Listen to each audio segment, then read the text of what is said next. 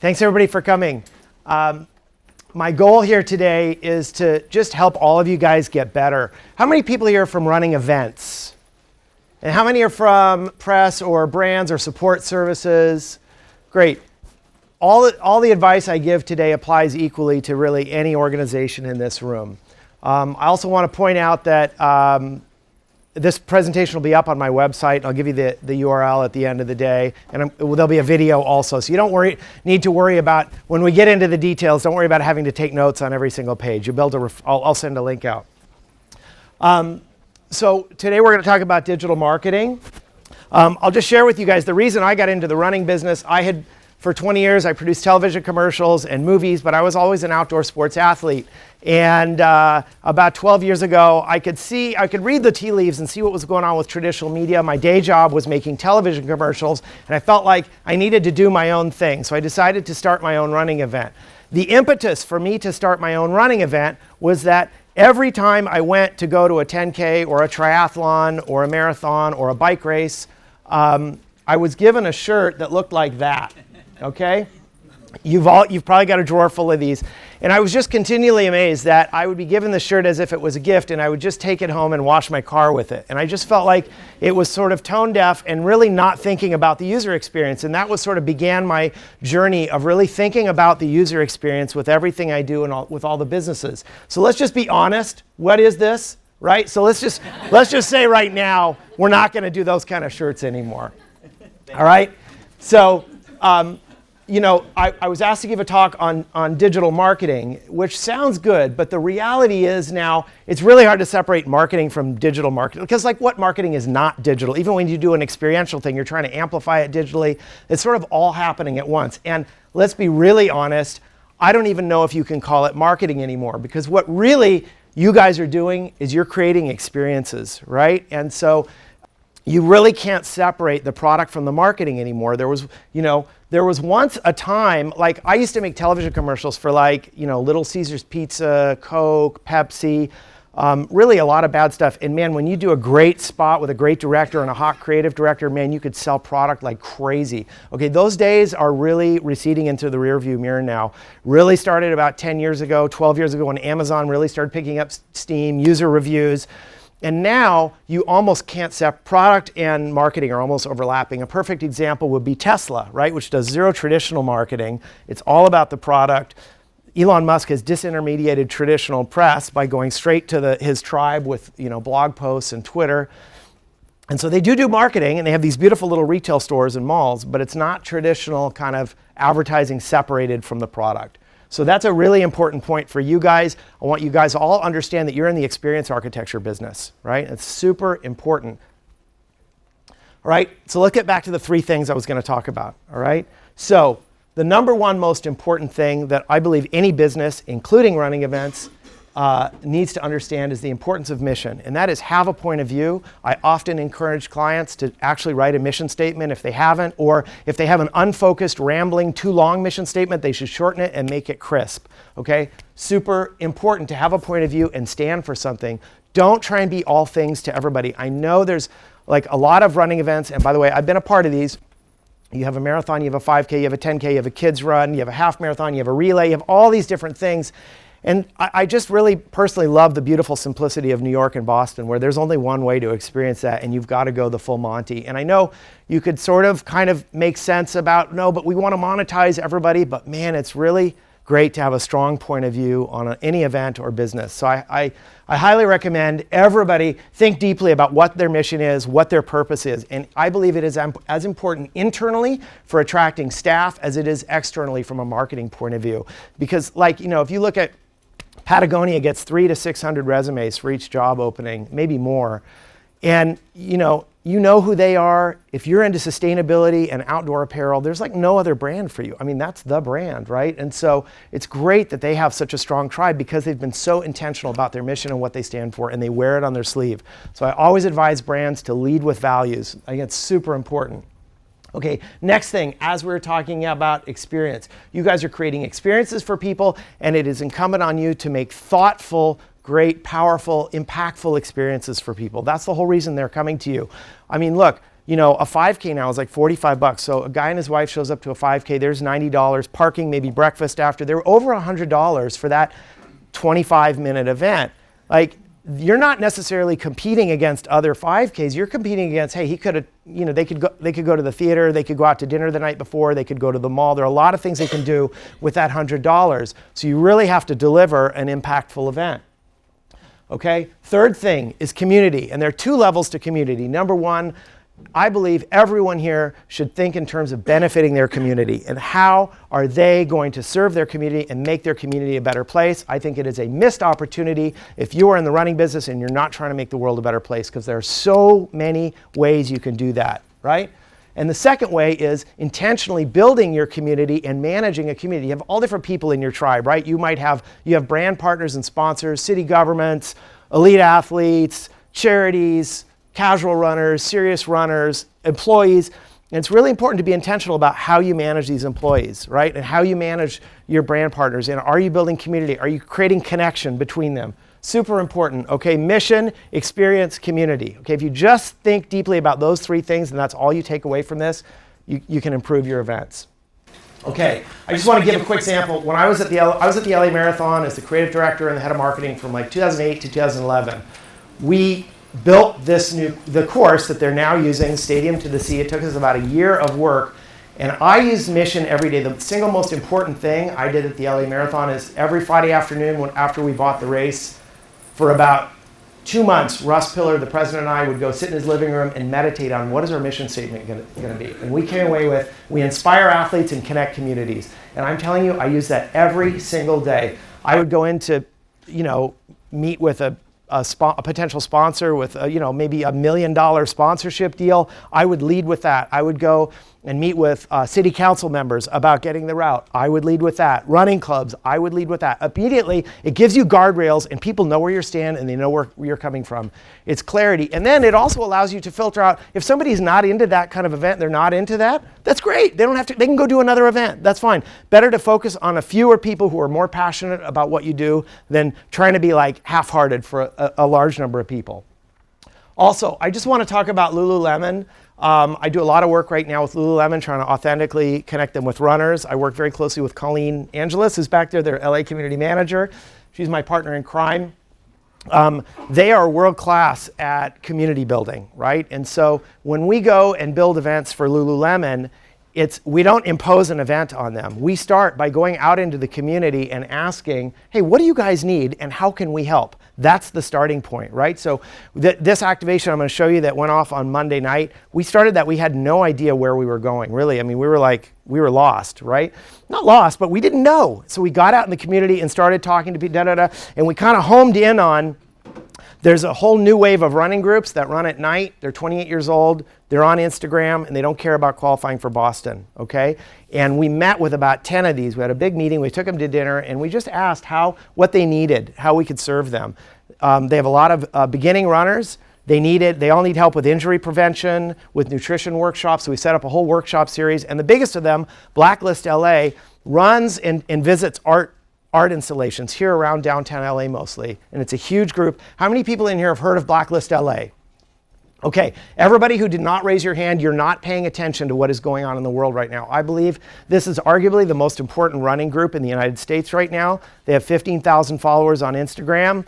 Their regular weekly run, they have runs 4 or 5 days a week. Their regular weekly run is Monday nights at 10 p.m. and 200 to 300 people show up for that. In an urban area, it's not even like in a running, they just run around the city and look at art, all right? And there's a huge movement going on around the connected millennial athlete and runner. CrossFit is a part of this. And it's running as social, it's not running as fitness. They are getting fit, but the main goal is social, and they're all on Instagram. Instagram really enabled this whole movement, and you guys really need to be paying attention to this because this is the future demographic for you guys. They're moving into your zone, and it's really important to understand it. So, you know what? Right here, I just want to stop. Let's give away, Colleen, can I give away a Lululemon gift card? Okay. $100 Lululemon gift card. What was the first thing of the 3 things? Who can give me? What was the first thing? Somebody give it to me. Mission. Okay, here we go. Lululemon gift card for you. All right. All right, so what we heard from Blacklist is we want to help create art. We go around and see art, but we don't actually get to participate in the creation of it. So Colleen and I set up a plan where we would partner with the Do Art Foundation, the biggest public art foundation in LA, and they're really great, like all the street artists, the murals, they know them all, and world-class people who are traveling the world. Blacklist, which is a registered nonprofit, and Lululemon. We set up a collaboration, and we created 4 art installations around downtown LA, and created a 4-mile running route around, and decided that we would launch that at a live event on their Monday night run. But we would like boost it with a lot of energy and see how many people we could get out there. So we created all kinds of collateral and social content around the route. We had the 4 artists who had a different theme for each piece. And all the art was about inspiring the running community with art and bringing the running community together. So it was specifically aimed at runners. This kind of art with runners hasn't been done since the 80s, since just after the '84 Olympics, right? So we were really proud to take part in, and some of these are permanent installations that'll be up for years. Here's one done by Bunny Reese. You can see the crowd we had. 600 people. That one is very abstract and only symbolically around running. You need Bunny, and Bunny came out and spoke to us with a megaphone and told us about how the sun represented LA and the magpies are Chinese representations of strength, etc. You can see everybody running. Everybody's got a phone in their hand, right? Everybody's running with a phone, and they're on Snapchat and Instagram the entire route. And it's all, you see they're smiling. It's all about fun, right?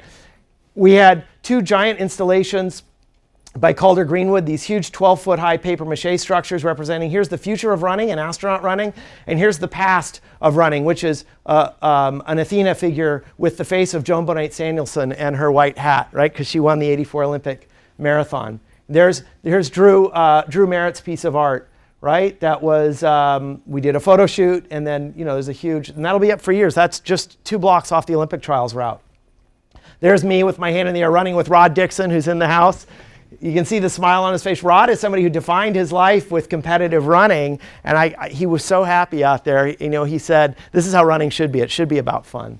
And then because the experience was so powerful, the marketing took care of itself because we were trending on Snapchat, on the LA stories. There were hundreds and hundreds and hundreds of posts. I don't know what the impressions were. We haven't counted it up yet, but there was a huge amount of social media generated from all these, everybody who was, running the route. Okay, so that's sort of just my philosophy and background on running, so you guys can understand where I come from personally. As part of this, and by the way, I'm going to allow time for question and answer at the end, for sure. As part of this, I wanted to make this a little bit of a work session and have people actually see kind of the process. So I put it out there to do a marketing makeover for who, see who might be interested. And I promise not to be too rough on the winner. And but it's going to be, the Big Sur Marathon came forward and said they wanted some help with their marketing. And first of all, I want to thank them, and I want to acknowledge that it's really brave for them to come out and lay all their cards on the table, their brand, for the benefit of everybody in this room. So I think we should give a round of applause to the folks in the front row here. In honor of that, why don't we give, let's see here. Let's give away a pair of ASICS running shoes. How's that? Okay, what was the name of the running club that we just worked with? What? Oh, wait, you raised your hand. Okay, pair of shoes for you, see me after. Okay, there we go. How's that? All right. So as I mentioned about mission, it's really important. And on my first phone call with Doug and Julie, I really encouraged them to rethink their mission statement and refine it and tighten it up. A mission statement is not like, hey, we checked the box, we got one. It's got to be a working, functioning thing that you use all the time. And to do that, it really has to be short. Everybody has to be able to remember it, right? So here was their existing mission statement, right? Which you can see is like, okay, directionally, it's going in the right direction. But it's just long, and I challenge anyone to remember that. It just feels a little corporate, right? And so Doug did a lot of work, and he came back with, I thought, which was an excellent kind of, edit and revision of that, which is creating beautiful events that benefit our community, right? So I think that I love the word beautiful. That like gives them kind of a lens to look at any event they might acquire or start. I love the idea of benefiting the community. The only comment I might have is it doesn't say anything about fitness or running. So like, could these guys start a swap meet? I don't know, maybe. Like, you know, that's an ongoing discussion. We haven't spent the time really wordsmithing this down, but I thought that was a tremendous first pass from them. And I know, have you guys started using it already a little bit? A little bit in some pitches and things. Great. So already you can start using it as a tool, right? Then we wanted to look at the brand strategy. So we're going top down here, right? So we lay the foundation. We've got to look at like, so there's Big Sur events, right? So when I took my first look at this, I go, okay, there's Big Sur Marathon events. Okay, we got a tagline, that's okay. Then we got the Big Sur Marathon. Wait, the logo, is that events? Oh, I see, that's okay, that's the event, and okay, that's the holding guide. Here's the Big Sur, wait, it's the same logo. Oh, that's the half marathon. Oh, I see, that's a different date. Just Run, I don't know what that is. It turns out it's a nonprofit, which is important, but I don't know if it fits in the category with events. Run in the Name of Love, I think that's an event because there's a date. So you can see it's needs to be more clear, okay? In the middle of the process, they acquired another event, right? Proving the need for like, hey, we need some strategy here. What are we going to do with all these guys, right? So, and also I think, no disrespect to anybody at Active, but I just don't think they should be advertising for Active on their website in that way on the homepage. I don't think that should be there.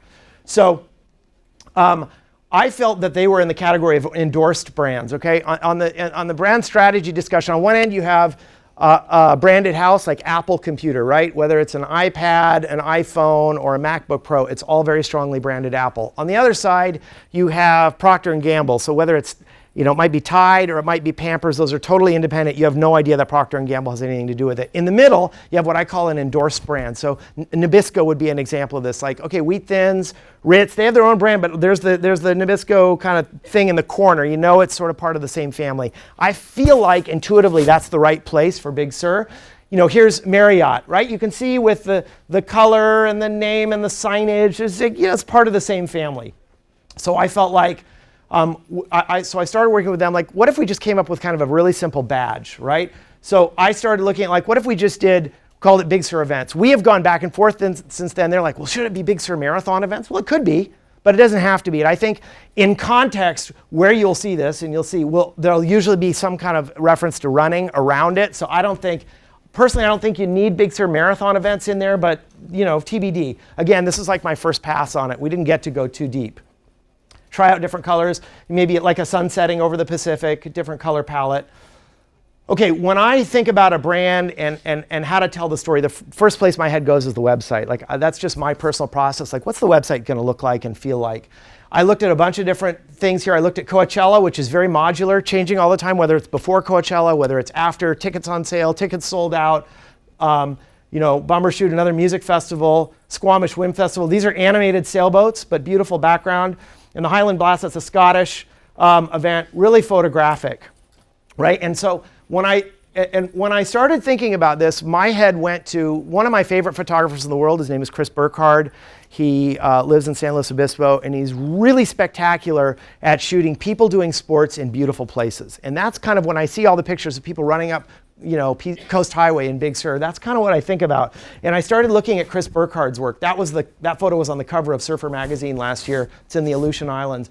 But it's so, it's beautiful, it's iconic, it's a beautiful place. There's a person doing their thing, this kind of thing. Like, this is sort of the spirit and vibe that I could kind of feel with the Big Sur Marathon, right? Just that kind of, you know, people doing things outdoors in beautiful places, right? So that's kind of how I thought of it.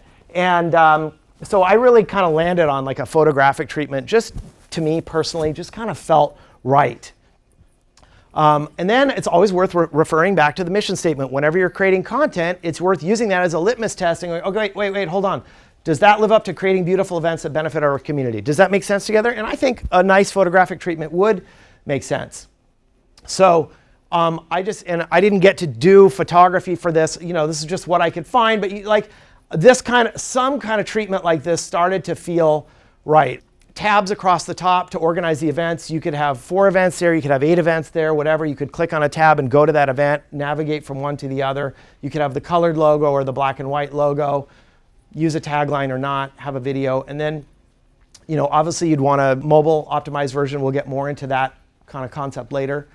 And then I started looking at like, okay, now you get to Big Sur events. So what should that website feel like? And I didn't get to go too deep, but here's their existing website. Okay, this is like let's be honest, a 10-year out-of-date kind of template, and there's just too much going on.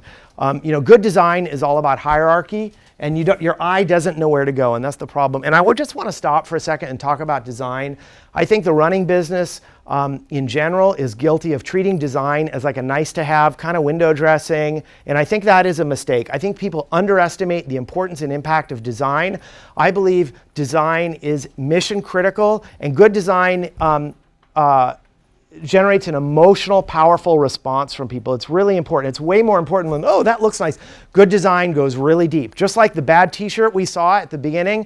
You know what, like when I think of that bad t-shirt, I go, if they're not thinking about the t-shirt, what else are they not thinking about, right? What else are they neglecting if they're not thinking about that? So I believe design, when a business uses beautiful design, it means they're thinking deeply about things. You got to have a lot more than that on top of that. But I think it's just really important. I think it is mission critical.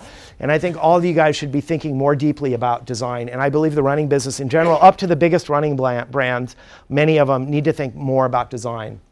Okay, so I just thought about this tab would represent the Big Sur Marathon. You could click over to another event. I don't know if that's really right, but I'm just trying to clarify and simplify and tell you where we want you to go. Like every web page should have an objective of what you want somebody to do when they get there. So make it clear and easy for them. I also think, here's another thing that running events need to get up to speed on. You don't need the same UI the day before the event as the day after. I mean, at the LA Marathon, we got 150,000 web visits in 3 days over the course of the event. Before the event, the day before, 90% of the people, they want to know parking and they want final instructions, right? The day after the event, 99% of the people want results and photos, right? So make it easy for them. Like the day after the event, go results, photos, and of course you could continue the main page, but don't make them hunt around. Photos are a profit center. Like, hey, make it easy for them to spend money with you, right? I want to talk a little bit about Facebook.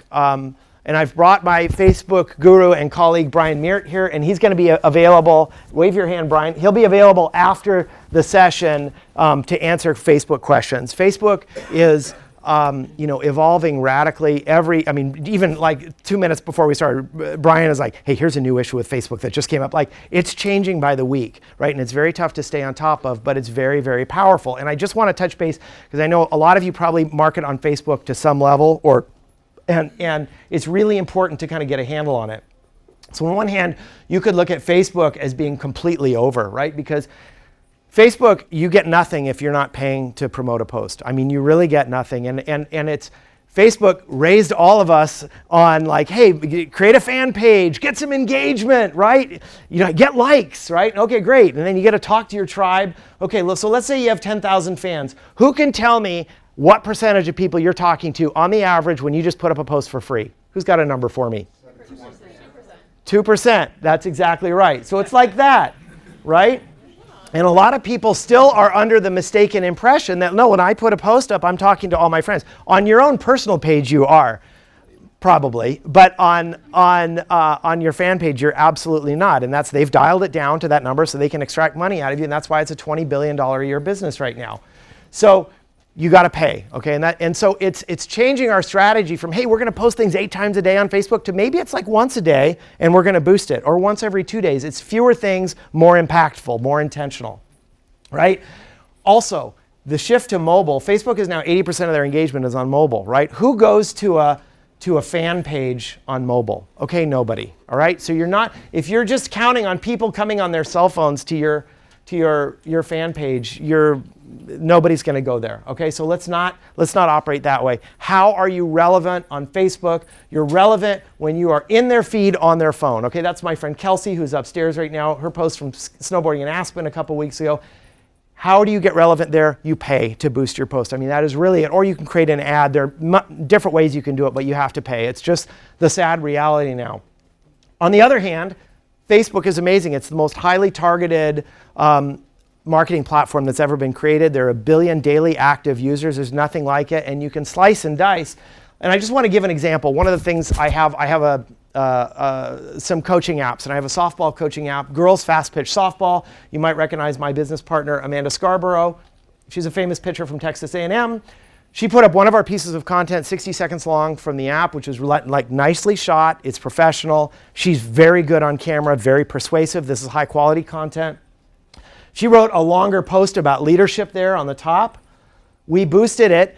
By the way, Facebook is, it skews older, sort of like college and older. So a lot of like her target fans, like high school kids, are probably not on Facebook. This is mostly going to parents and coaches, okay? So we boosted it. Okay, so if you look down there, 190,000 people reached, okay? 81,000 views of the video, 333 comments. I think there were like 1,500 shares. If you look here, the paid reach was 133,000. That's what I got for paying, okay? But the organic reach was 57,000. Part of the reason the organic reach was so high is because when people start sharing your paid reach, it counts as organic and it grows. Had we just put it up for free, the organic reach would not have been nearly that high. And this is on the upper end of the spectrum. This is kind of a home run. How much do you guys think we paid to boost this, to get that kind of engagement? I was just going to ask you that question. Who can guess how much I paid? 300. 100. $40. 200. 40. Okay. $50. Okay, here's what we paid. Okay, $20 to boost that to get almost 200,000, to reach of 200,000. Now, I would say you're not going to count on that with every post.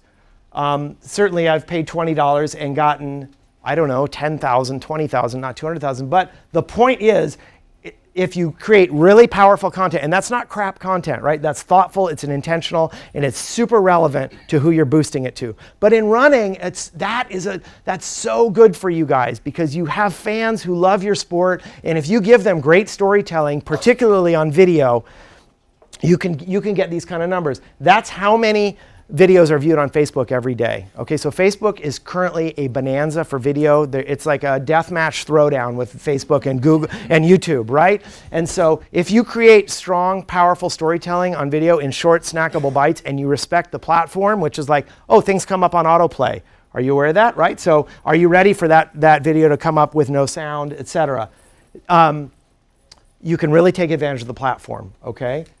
So here's their current Facebook page, which looks fine, right? It's fine. There's the logo that maybe we would fix up. I just did a take on like what that could look like with the new branding. And I wanted to think about like, what if they made a Facebook post, right? Like just to take you guys through what the process looks like. And some of you guys might already be expert at this. I just want to take you through so let's say we created a video, okay? I don't know what it is, something about running. Let's say we wanted to boost it for the Big Sur Marathon to people who lived within 50 miles of Big Sur, San Francisco, and San Jose. You see the circles there? Okay, how many people in those places are in Facebook? 6,600,000. Okay, let's say we wanted to refine it. Boy, that's too broad. Okay, what if we go and people in those places who like marathons? Well, now what are we talking about? Okay, now we're down to 220,000 people. Okay, what if we went, those people into marathons in those places who like ASICS because that's their footwear and apparel supplier. Okay, now we're down to 24,000 people. So you can imagine, let's say it was a post about the making of the new a new ASICS shoe that they're going to launch at the Big Sur Marathon. Well, this is who you'd boost it to, right?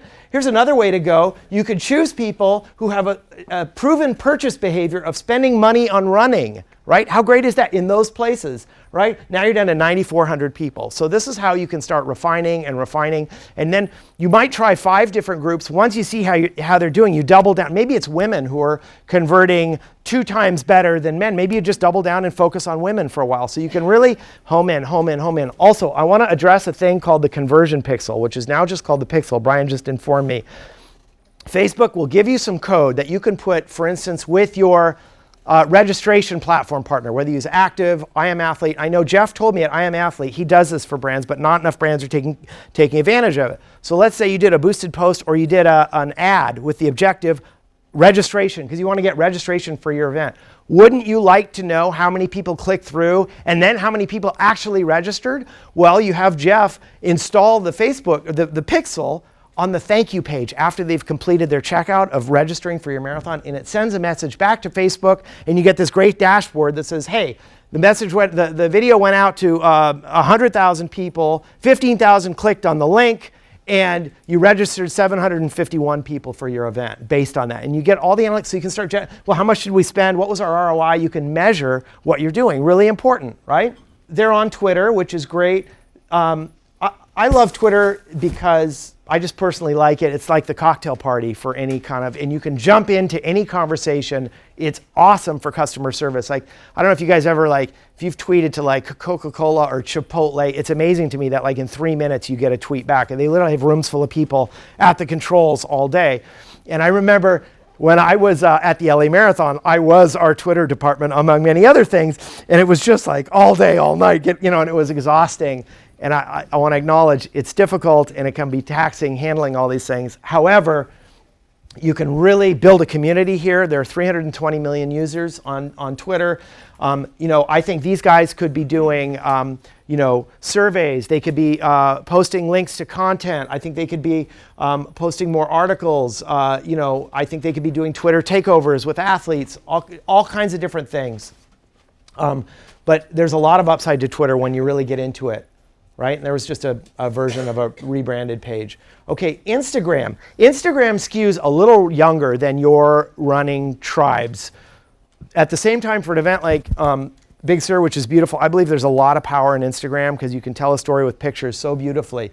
So you can see here, they're on Instagram, which is great, but they're not taking advantage of the medium. You have to understand the nuances of each medium. Like Facebook has its nuances, Instagram has its. Instagram is 100% about beautiful visuals, right? I mean, it's all about arresting, striking visuals. And so as an event, you have to go, okay, how are we going to create that? Okay, great. We got to make some deals with some great photographers who are doing, you have to acquire those if you're not able to do them yourself. Okay, again, I refer back to their mission statement, creating beautiful events that benefit the community. Okay, great. Our Instagram should reflect that, their Instagram, right? So they only have 974 followers. I think they could have 20,000 easily.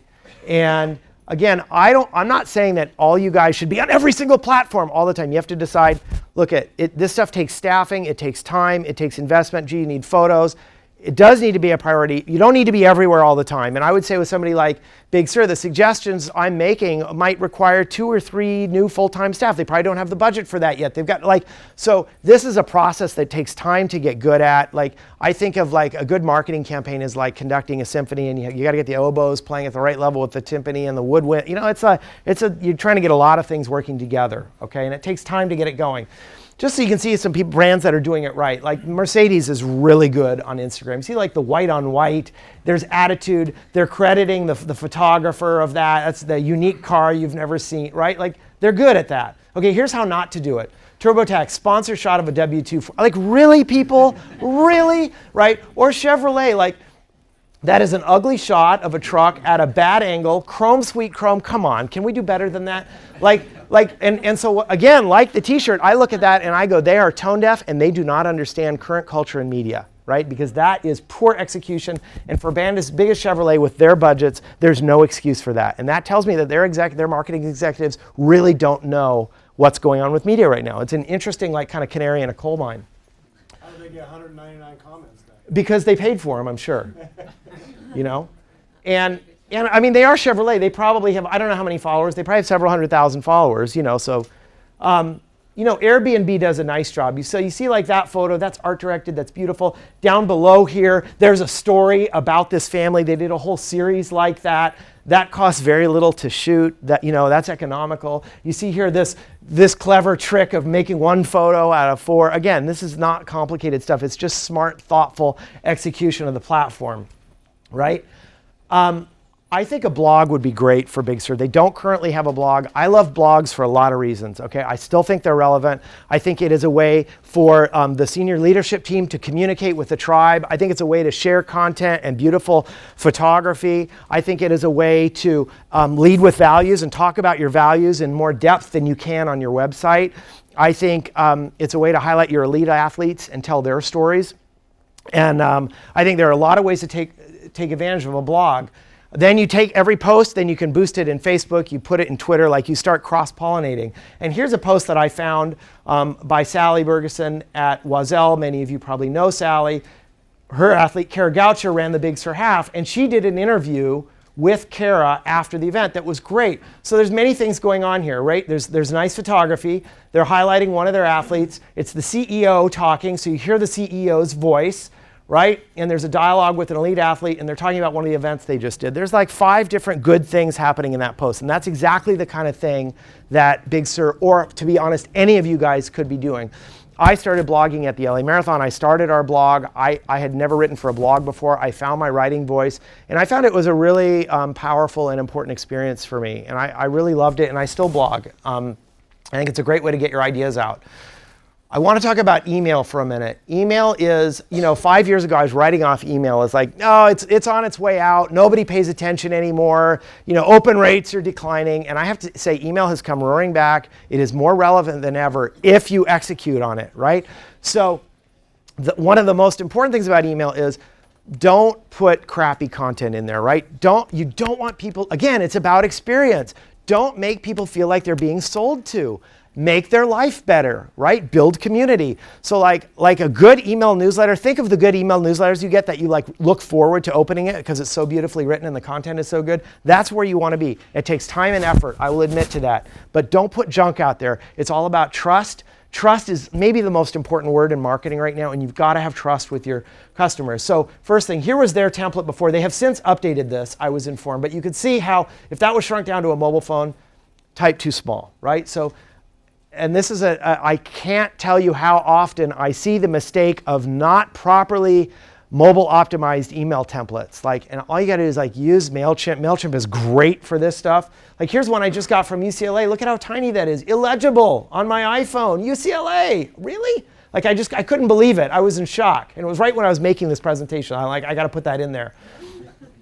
This is the idea. You gotta make the type big because how often are you reading email on your phones? All the time, right? So make it legible, people. Here's an idea of if you had a newsletter, this is what happens when you properly do responsive design. It gets blown up and kind of stacked. If you had an 8-foot high iPhone, that's how it would be, right? All stacked with large type so you can scroll through it. Okay, again, this is not rocket science, right?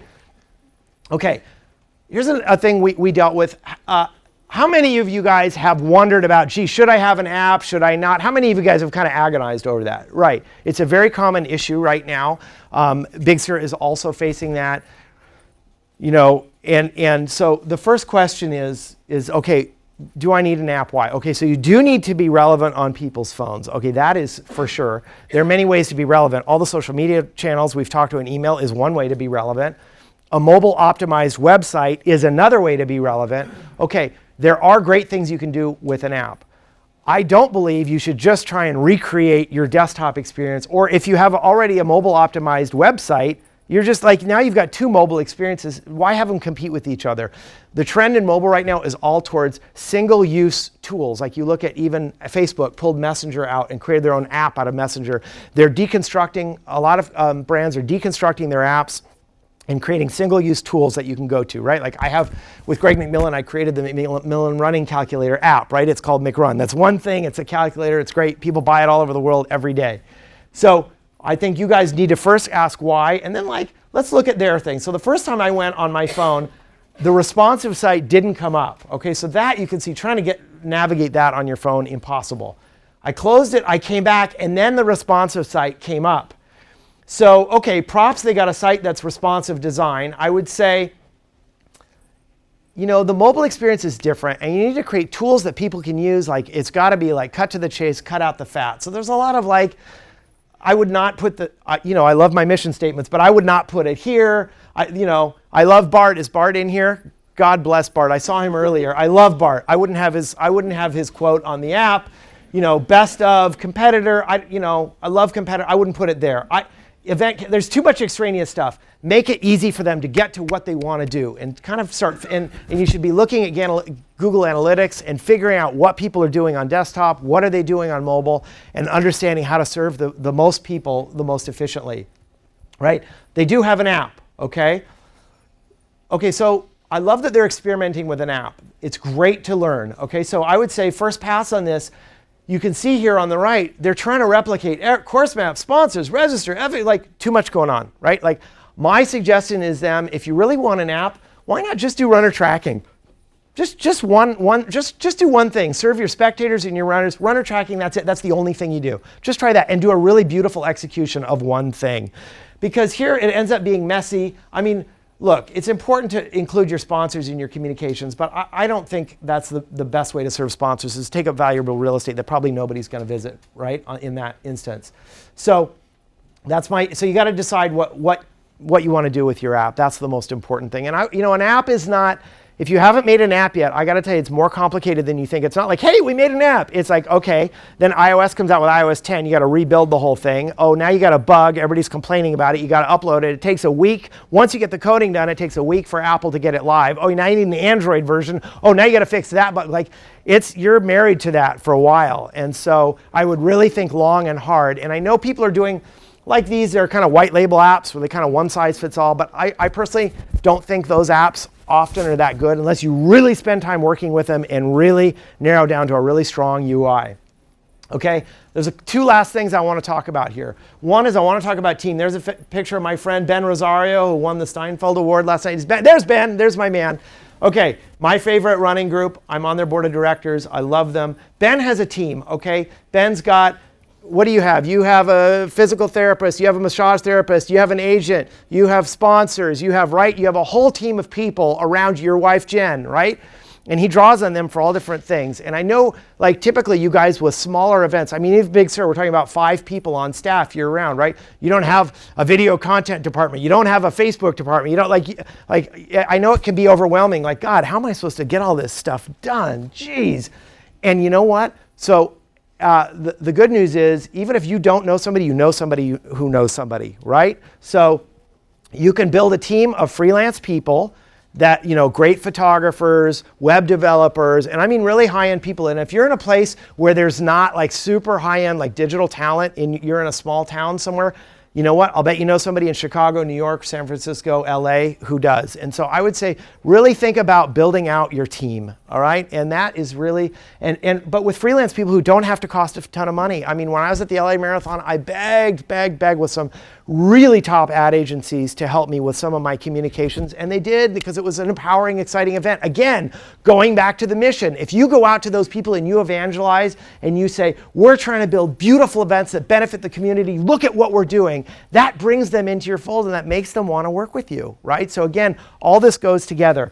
And I want to finish with, this is Pete Carroll, who, when I was at the LA Marathon, he was the coach at USC, okay? And he was sort of a legend in the town, and I decided to build a partnership with him because I just liked the way he worked, and I thought our mission statement would resonate with him. And I found somebody who knew somebody who da-da-da-da-da, and there I was in Pete's office evangelizing to him, and he's like, I love that! He's great, like he is, right?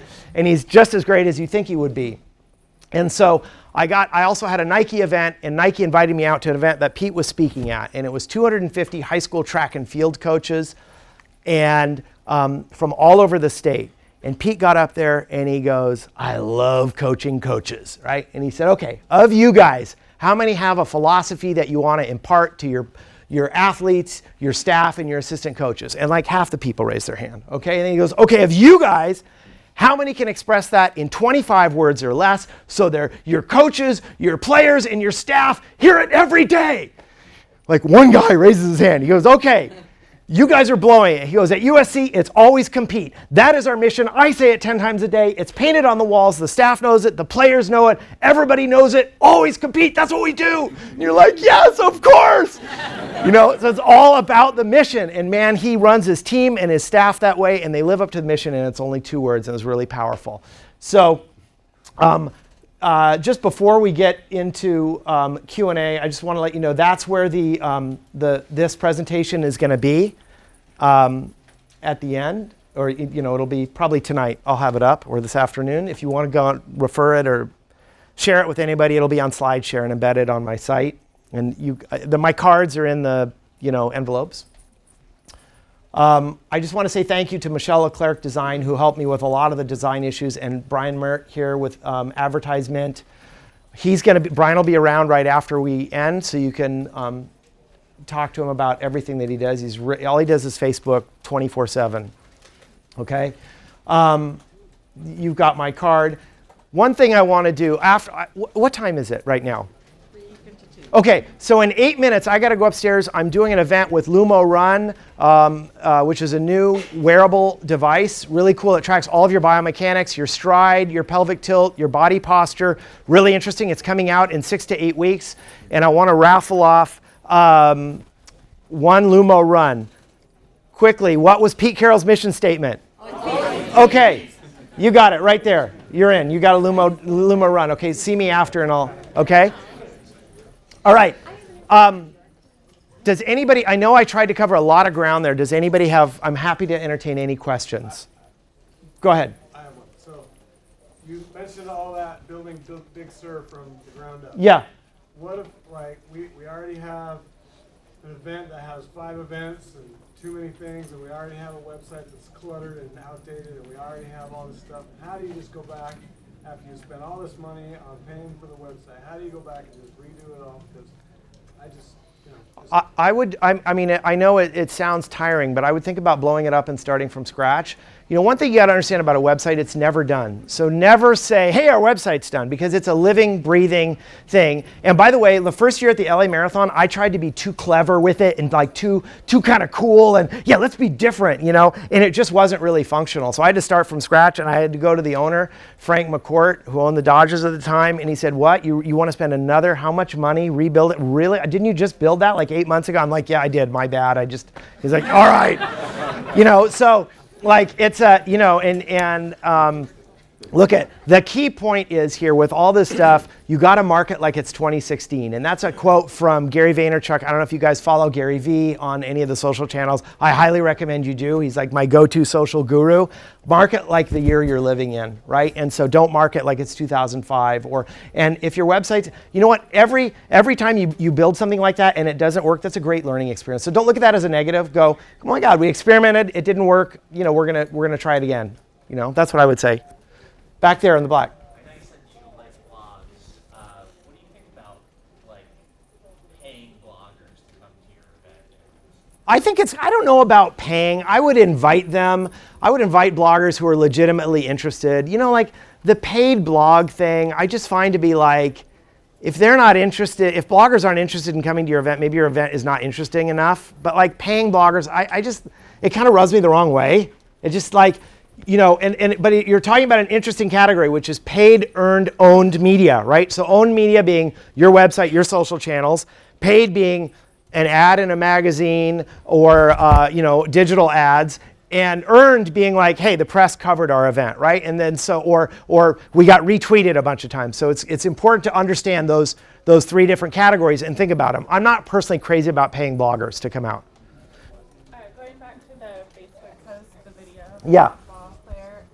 How long did you set the duration for That was like, I don't know how long it was, like 3 or 4 days. I mean, it was pretty quick that we got to that. Is that kind of what you recommend? It depends. Well, it depends how you want to, like if you say you want to devote $100 to something, you could burn that $100 in a day or a week or a month. You know, you can divide how, and Brian will be a good person to talk to about that. He's got all the data from all his different clients, and he can tell you what works best. How do you ensure that your photographers are taking engaging photos? Okay. First of all, hire the right photographers who are good, number 1, okay? Number 2, give them a very detailed shot list a few days before the race so they're very clear on what they're getting. Also, I didn't really get too into briefing here, but you should write out a brief. Like, you know, here's the objective, here's what we're trying to capture, here's your shot list, and here's, you know, you give them like, you know, like the inspiration, kind of, give them some inspiration. Like once we created a book at the LA Marathon, and I hired 5 different photographers, including somebody in a helicopter, and I was like, I want the view of the city looking at the race, like inside a store looking out, or from a distance, or like from a spectator's view. I wanted to view the city's view. So you got to brief them very clearly on what you want and be very intentional about that. When you're messaging, whether it's through social media, newsletter, all that stuff, how do you balance informing messages, asking messages, you know, entertaining messages, you know, because there's so much you can put out there. Right. People get bored if it's Right. just There's no formula. I would say you just have to kind of feel that out. Like, you know, don't make it too bland and dry. do make it entertaining, but don't make it only like, where's the meat here? I need, like, so you just have to find the balance. You probably, it takes months to get that, like, oh, too dry, oh, not serious, whatever. And you have to, and again, if you think back to your mission and your personality and your brand voice, make sure you're writing in a voice that is appropriate for you, right? Like, the voice of Flying Pig Marathon would be different than the New York Marathon, would be different from rock and roll, right? So make sure that your personality and your attitude comes out in everything you do. The kind of photographs you shoot, how the website looks, the copy, all that has to reflect that. What are your thoughts on dynamic content in emails? Does it work? Is it worth the investment? And do you think people really do come back to an email they've already opened and the content changes? I don't think people come back to emails too much. I think, dynamic content, I've played a little bit with that, not so much. I would say I'm not an expert at it, but I think the most important thing is to get it right the first time. When we start layering on dynamic, that's fine, but I'd say focus first on just getting get to first base with some really good basic content, really just a solid base. Don't try and get fancy, right? And then you can start layering on the other features. So I'd say just start with okay, let's get our identity together, our brand strategy, our mission, and a decent website. Okay, great. Now where are we with the social channels, right? And just start working through. You can't do it all at once. There's kind of a sequence, and just start with the basics and then start layering on. Totally. Absolutely. So that's a great question. What's the difference between marketing and advertising? Okay, so I would define advertising as a subset of marketing, right? There are many kinds of marketing. Advertising is one kind. How do I define advertising versus, say, content publishing? Advertising is kind of a tone of voice where you're saying, hey, buy this, buy our card, right? And it can be entertaining, but I personally define content publishing as bringing value, and that's a super important word. Bringing value. Is your content bringing value, right? So that leadership, the video of Amanda, there was almost no advertising going on there. It was all about, here's a great video for you to share. I think at the bottom of her long blog post, there was a tiny little link to where you could buy the app, but we were not selling. And like Gary Vaynerchuk says in his book, Jab, Jab, Jab, Right Hook, which I highly recommend everyone read if you have not read it, that refers to give value, give value, give value, then ask for something in return. So you have to give first. I want always you to think about, how am I going to give value and give value and give value first, and then ask for something in return. And that's, again, your mission statement starts informing how you would bring value. And I see my friend Sean Scott is here, who's one of the founders of Tom's Shoes, right? And they built an entire brand on the mission of giving things to people, and every pair of shoes you buy is in itself an act of charity, right? Charitable giving. Okay, I got time for 2 more questions. Jab, Jab, Jab, Right Hook by Gary Vaynerchuk. Great book. Any other questions? So you talked a lot about cutting out the crap, and a lot of those examples were cutting out sponsor stuff. We just heard upstairs from Scott that asset inventory is so important. So who have you seen that does marketing well, integrating their partners without filling it with crap? Right. Okay. So, look, I think brand partners are an awesome opportunity to do great content. So I'll just give you some examples. Like when I was at the LA Marathon, I would get together with our, K-Swiss partner, right? So here's some things I did with K-Swiss, which was our foot and apparel provider. I was making a video of the race director said, God, we got the new Stadium of the Sea route. Peter, what about making a video? I'm like, great idea. I'm going to make a video. I got a concept from my ad guys in San Francisco, great concept. The night before the video, I got a phone call hey, we're getting really close with K-Swiss. So I went out to a sports chalet at 8:30 at night and got some K-Swiss shoes and put them on the runner. We closed the deal with K-Swiss, and then I debuted that video at Dodger Stadium on the Jumbotron with my K-Swiss guys in attendance. They were so happy, they went nuts. Then I made a whole series of training videos with, Josh Cox, at the time a K-Swiss athlete, talking about, Josh Cox's 10 rules for the marathon or something, right? And they're still on the website. So I like sponsors is a great opportunity to share values with them, create content with them. It could be blog posts.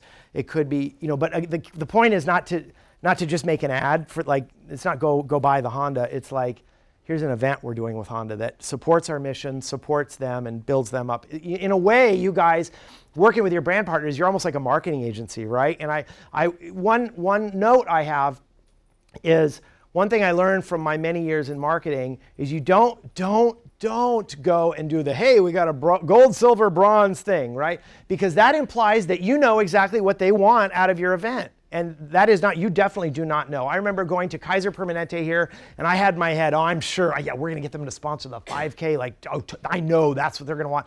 And I sit down with the guy, and he goes, okay, I'm the guy who runs health and wellness for all of our employees in Southern California, and we got a bunch of fat doctors who have no credibility with our customers. How can you help me get them in shape? I was like, oh my God, wow, I got to think about that. Like, I was so not expecting that. So the first thing I do when I go and meet with a potential brand partner is I ask them 14 questions. Like, what are your objectives? What are you trying to do? Why are you interested in our event? Why is running interesting?